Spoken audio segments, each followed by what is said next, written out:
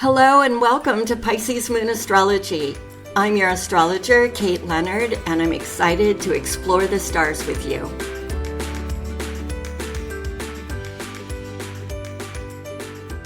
Hi everyone.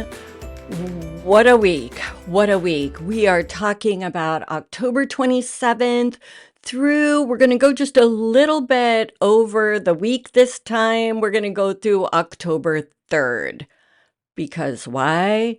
Because Mars finally goes into exact opposition with Pluto. And that's that thing we've been gearing up for a really long time. Well, it's here. It's really here. But that's not all that's here. We've got a lot to talk about. I have to say, I actually had a little bit of trouble when I was sitting down to work on this week's episode, because of course, the big thing on everybody's mind, every astrologer is talking about, the big kaboom that happens on November 3rd. That's when Mars goes into its first of three exact oppositions with Pluto. This one's very, very important because it's the only one that's going to be while Pluto is at that crucial 29th degree of Capricorn. I've talked about this for the last couple of weeks because we've had other things going on, other relationships to Pluto while he's in that degree. And so that's part of what made sitting down to work on this episode a little difficult in a way. I feel like we've already been talking about this, right? Like even though it's going exact on the 3rd, we've had squares to Pluto and all kinds of things happening. Just last week, we had the Sun square Pluto. And so this energy is nothing new at this point. I'm not saying it's easy. I'm not saying the fact that we've been going through it makes it easy, but I think it's familiar. My client phone calls and friend and family phone calls have been just out of control for the last couple of weeks with people talking about the breakups and the arguments and the all kinds of out of control emotions and just all kinds of stuff. And don't get me wrong, we're not done. We are so not done. But as I was getting ready to talk about it yet again, Mars in Cancer, Pluto in Capricorn, I realized there's other stuff going on this week too, and it's not small either.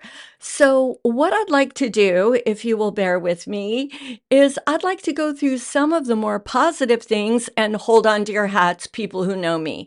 I am going to say good things about, wait for it, Neptune. Oh my gosh, did you ever think? Did you ever think I was going to lead with that? Well, I am. I've actually got a few things that I want to talk about before we get to Pluto and Mars yet again.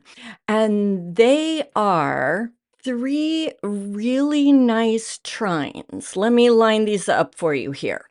We've got Mars in Cancer trining Neptune in Pisces on the 28th. Then on the 31st, happy Halloween, happy Samhain, whichever kind of thing you celebrate. Let's do it all, right?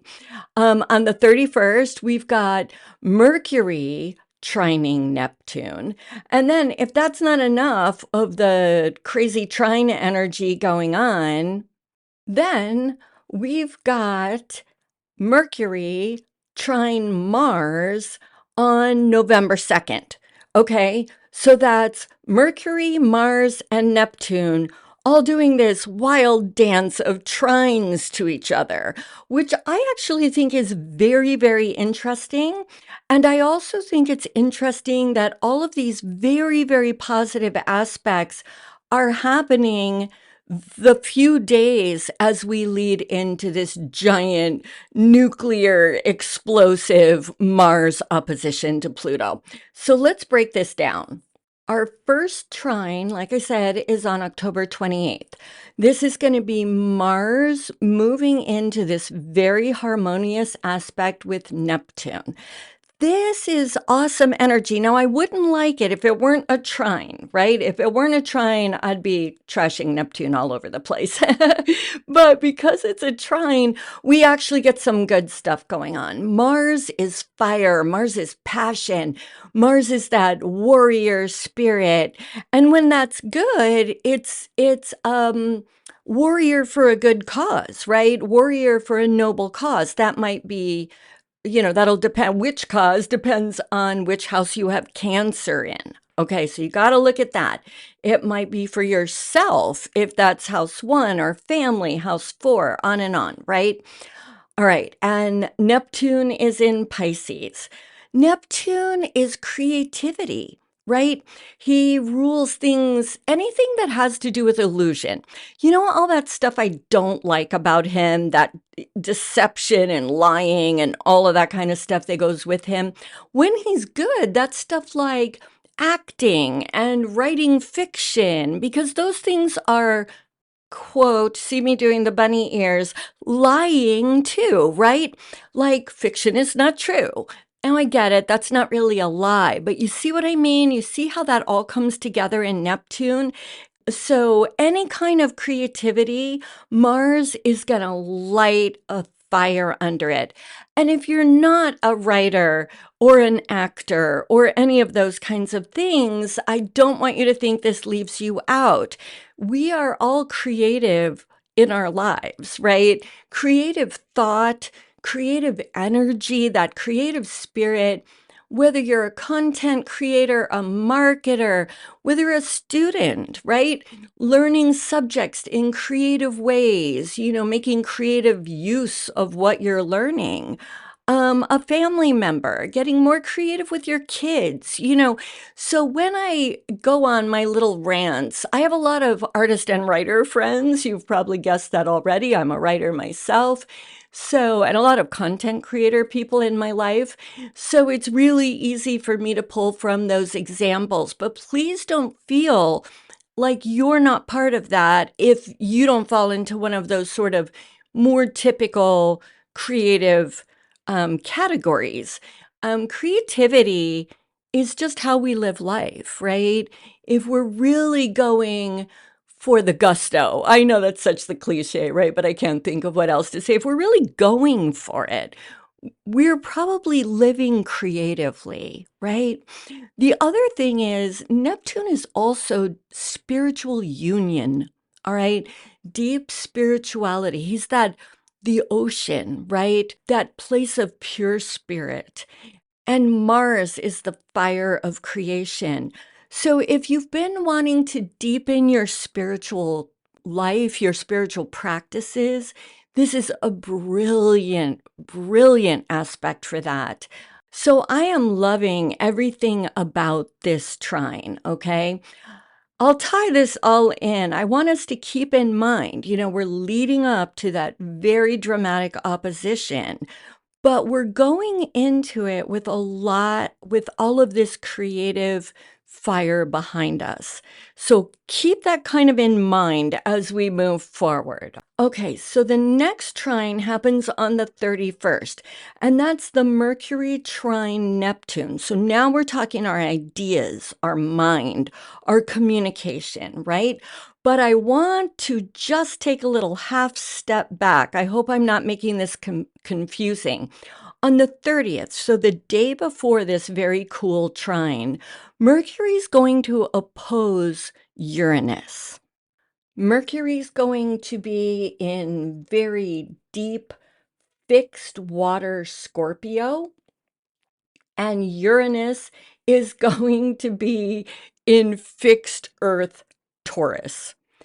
Fixed signs are the ones that are very stable, that don't move. Taurus is the most stubborn. Can I say that? I'm a Taurus ascendant. Maybe I've been called stubborn in my life.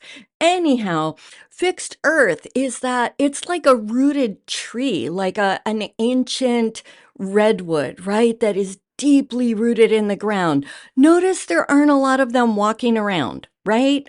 They don't move. This is brilliant energy as far as having stick to it and making things real. Scorpio is often called the ice princess because fixed water is what?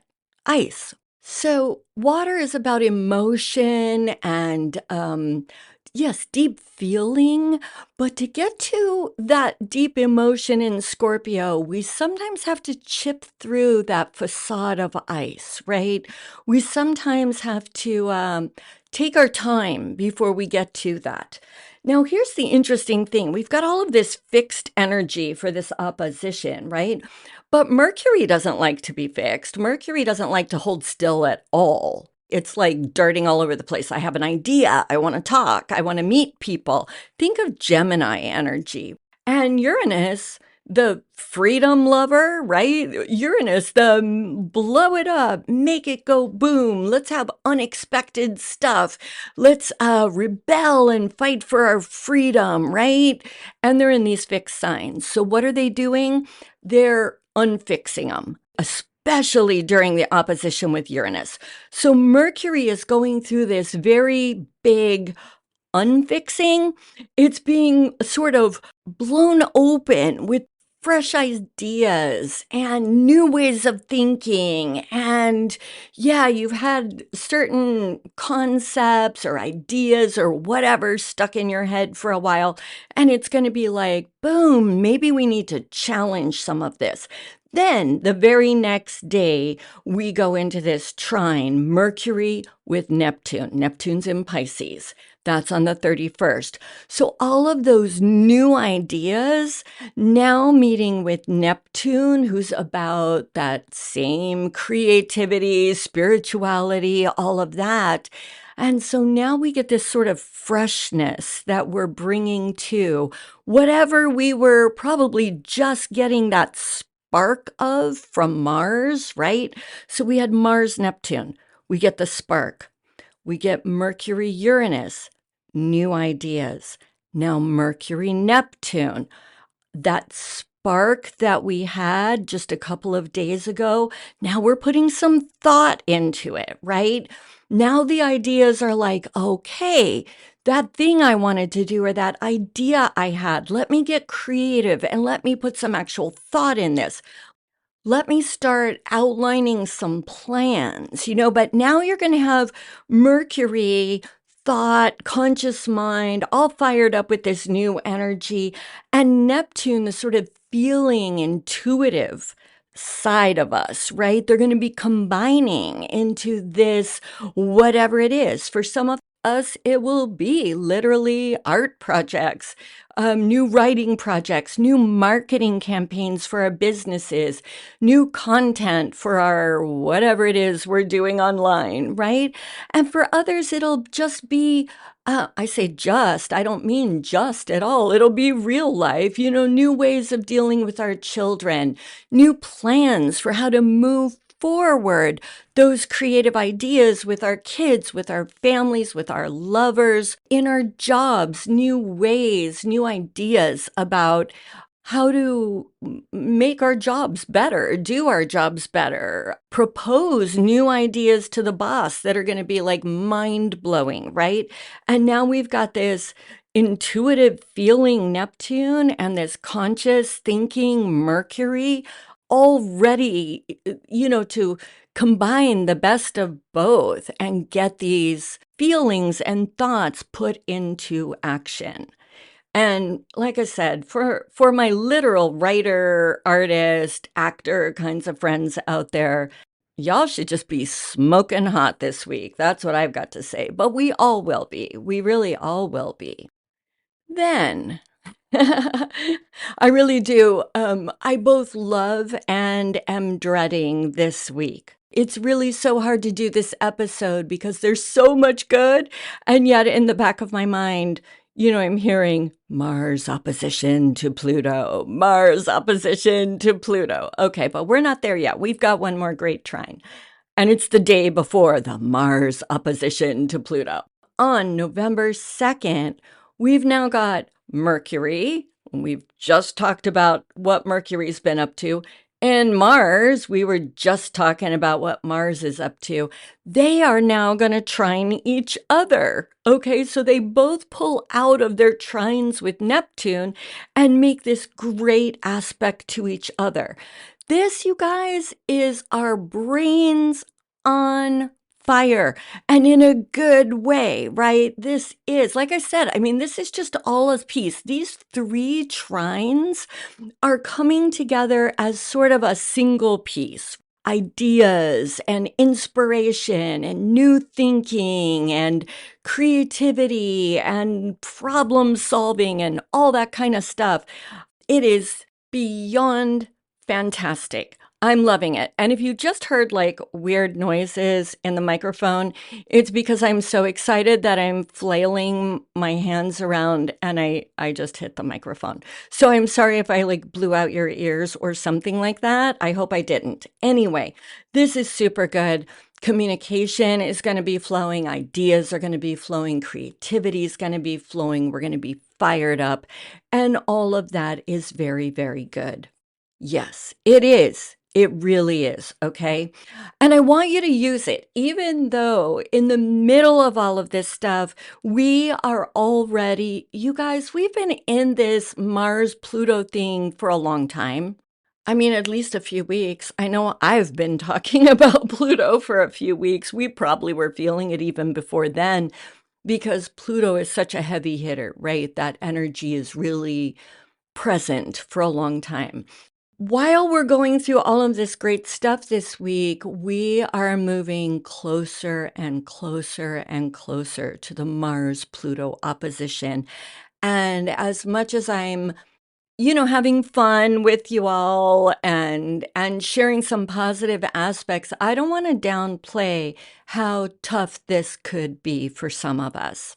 What I am hoping we can take away from, and why I decided to start the podcast this week with these positive trines, is I'm hoping that these are giving us the tools we need to get through the Pluto thing as best we can, right? So it's going to be coming up. It's not like we're going to be having this great trine energy and then kaboom goes Pluto. It's not like that. We're going to be having kaboom, trine. Like I think we could make a little dance routine to it if we really put some thought into it with all of our creative energy. It's going to be going on all at the same time. So, what I'm hoping is that we can, one, find enough joy and positivity in some of this good energy that when we're faced with some of the kabooms, we have a little bit of reserve to hold on to, or we have a little bit, and we're a little bit more optimistic or something, if that makes sense. I'm also hoping that all of this creative problem solving we're doing and this sort of mind expansion that we're going through this week will help us deal with whatever Pluto's bringing up in a more creative, more positive way. Pluto's going to do Pluto. We're going to deal with it one way or another. I'm hoping that we're going to be in this great space so that we can deal with it better rather than less well, right? I mean, that's kind of how we've got to approach it. And don't get me wrong, I'm not trying to scare anybody with all of this. This is going to affect all of us differently. Some of us, if we have planets that are getting triggered by either Mars, Pluto, or both, we're going to feel it more. If we've got happy planets that are in really good shape in our natal charts that are speaking to these heavy hitters, then we're going to feel it as less damaging, right? Or less extreme than if we have, say, our own Mars hitting it or something like that, right? So the natal chart is in dialogue with all of these aspects. And knowing what planets in our natal charts are being impacted by whatever's going on can really help shed light on how extremely, whether positive or negative, we're going to feel any of these aspects. So you really want to get to know your natal chart, book an appointment with me if you want help with that. For a little hint on who might be feeling the Mars Pluto opposition the strongest, those are going to be the cardinal signs, because Capricorn, where Pluto is a cardinal sign, and Cancer, where Mars is a cardinal sign. When cardinal signs are triggered like that, all four of them will generally feel the impact of the aspect more strongly. So that is if you have sun, moon, or rising, or say a stellium of multiple planets in either Aries, Cancer, Libra, or Capricorn. Those signs are very likely going to feel this most strongly. And you know what? With all of this lead in, I'm not going to actually go into Pluto and Mars that much. Let's just make clear what it is. These are power struggles. I mean, people are using all kinds of extreme language, and I have as well, and I get why they're doing it. It's like it's nuclear, it's explosive, it's all of that. Yeah, I mean, I guess it is. This is the god of war opposing the god of the underworld, right? I mean, there's nothing good about this, and opposition is a tense aspect. So this is like metaphorical war, right? But we need to keep in mind that when we're talking a planet as far away as Pluto, we're going to see this more on the world stage, or we're going to see it differently. When we start talking about this explosive stuff, I do think there could be explosive things happening in the world. I mean, let's face it. Look at the wars going on and all this stuff. There could be natural things as well. Like Pluto likes to bring things up from underground, right? Things that are buried. So earthquakes could happen, that kind of thing. But when we get into that really extreme language, we need to remember that it's more metaphorical, right? These are going to be power struggles. If you didn't listen to last week's episode when I talked about the sun squaring Pluto, go back and listen to that one, because I gave some examples, and I've actually had people contacting me that some of those very specific examples played out exactly in their lives. Sometimes it's not so great to be right, but anyway, interesting, right?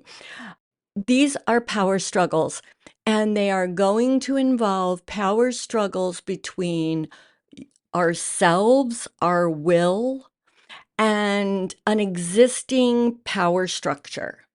So, like family dynamics or relationship norms that we've always sort of agreed upon before, that maybe we find ourselves wanting to break out of and challenge, and the other party is like, no, no, no, that's not the way we do it. We do it this old way, this way we've always done it. That can be happening at work. It can be happening at school, in friend groups. Like, you don't get to act like that or say that kind of thing because we've always been like this. It's going to be that kind of power struggle for most of us, where some existing structure is challenged by some way we're feeling now like we want to assert ourselves. Think of it like that. Think of it like we're Mars, right? And we're wanting to defend something that's ours, right? Whether that's our identity, the way we want to have sex, who we want to love, how we want to do our jobs, how we want to be treated at our jobs, whatever, right? Do you get what I'm saying? So we're like Mars, the warrior, going to battle against a structure that we're part of, but that now seems too restrictive, or just like you're over it, right? Like it's the old way. And just because we've always done it that way doesn't mean we always want to do it that way, right? Like you're ready to change, and there will be somebody on the other side of that who would prefer you not. That's the kind of power struggle we're talking about. And we've actually been having this energy come up for a while. So it may be a continuation of something that we've experienced in some of these other conflicts with Pluto. It may be something brand new. This is going to be the last extreme aspect while Pluto is in Capricorn. The next time Mars opposes, because Mars is going to go into this crazy long retrograde cycle, but the next oppositions, there will be two more. Pluto is going to be in Aquarius at that point. So it's going to be a whole different thing. We'll talk about that when we get closer to being there. But I'm really hoping that these trines that we were talking about with all of this creative thinking and all of that great energy, I'm hoping that they will help us because Mercury's involved, right? Communication. I'm hoping that they will help us communicate our warrior spirit in an interesting, creative, productive way that helps us get through these challenges in a way that is as positive as it can be for everybody involved. So that's kind of what I got for you. It's a lot. I hope I didn't make it crazy confusing. But yeah, if you would please share the podcast. Please follow Pisces Moon Astrology on Instagram. Go over to Pisces Moon on Substack and see what I've got going on over there. And just thank you all. As always, these are intense times, and I'm honored that you allow me to share them with you. And I'm super grateful for all of you. And so, until next week, go out and seize the energies of the stars. This is my wish for you always. And happy, happy spooky season, everyone.